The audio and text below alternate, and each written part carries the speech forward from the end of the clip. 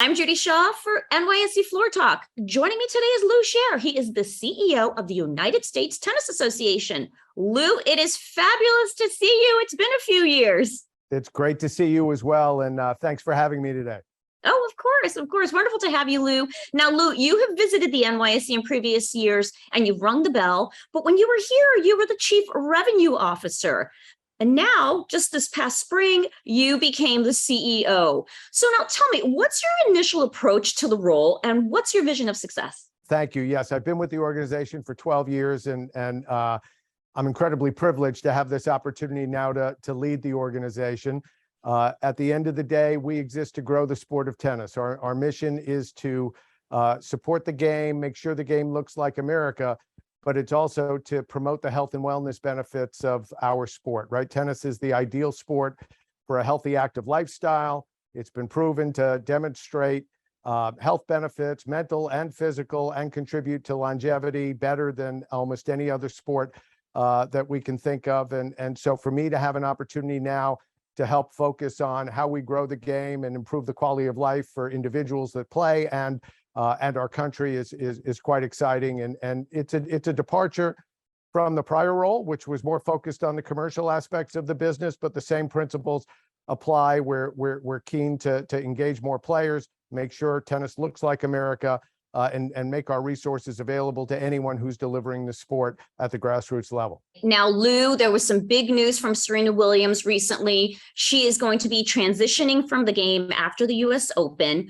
So tell me, what has Serena meant to the tournament and the game in general through the years? Yeah, I think, when you talk about Serena, you can't even limit her impact to just tennis, right? She has had an impact in this country. She has been transformational or transformative as an athlete, and now she's transitioned into the business world and as a cultural icon as much as an athlete. She certainly has captured the attention of the world and put a spotlight on our sport and on this game, and we're very thankful and appreciative of everything she has contributed to our game. It creates a buzz and a halo around this year's event that was unexpected, that takes us off the sports pages and probably puts us into the general news as folks want to follow this year's game. We certainly saw a spike in ticket sales and media interest. Although we typically sell all of our tickets, you're certainly seeing an impact on the secondary market where prices have quadrupled for the opening night and the second night of the event, where fans are expecting that she's likely to play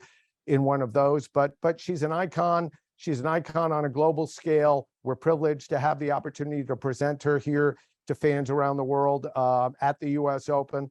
But she means so much more to our country than just her contributions on the court. She has come up through the most challenging of circumstances and established herself as the greatest tennis player, greatest American tennis player. Certainly, we've seen one of the greatest athletes of all time.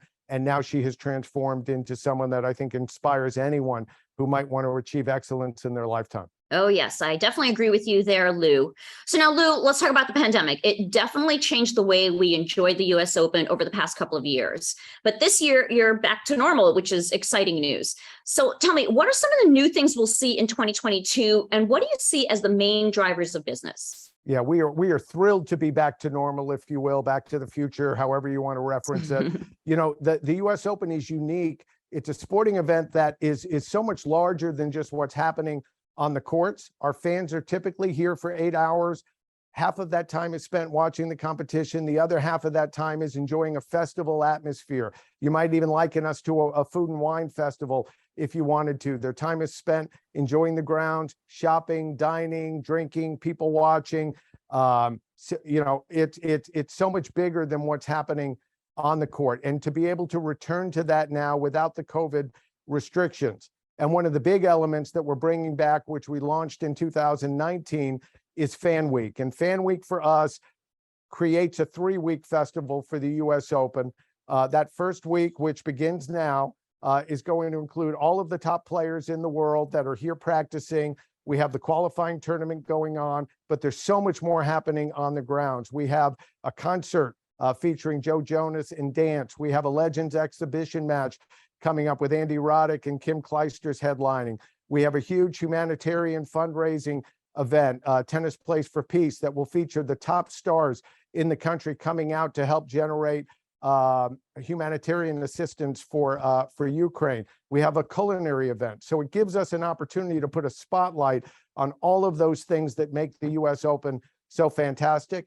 And it's all free of charge. Anyone can come onto the grounds and enjoy being here. And then the capstone is Saturday, Arthur Ashe Kids Day, where we program all of the courts for young kids. We're going to give away 1,000 rackets to young kids who come through. It's a tentpole of the US Open. It's one of the great things that we do, where we make our sport accessible and create an inspirational moment for anyone that might want to play. Wow, Lew, you have a lot of exciting things planned. So fun. I can't wait to appreciate all of that.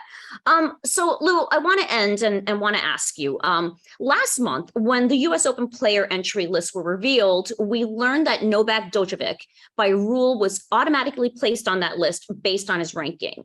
But as we've seen with other US-based tennis tournaments, his current unvaccinated status looks like it'll prevent him from playing in this year's US Open.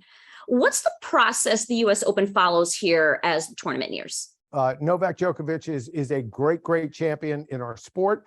He is a 3-time US Open champion and has been a fan favorite here. We would love to see him in this field. And currently, there are no restrictions related to vaccinations that apply to our participants in this year's tournament. The challenge for Novak and the issue currently is he's not able or eligible to enter into the United States because of his unvaccinated status. And we respect the position that the government has taken.